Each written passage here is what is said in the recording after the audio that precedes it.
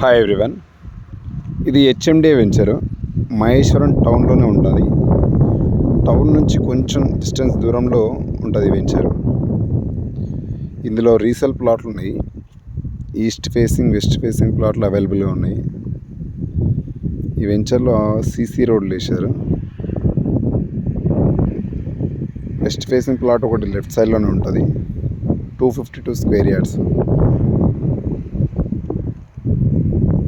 మహేశ్వరం టౌన్కి just half kilometre distance కూడా ఉండదు. Less than half kilometre డిస్టెన్సే.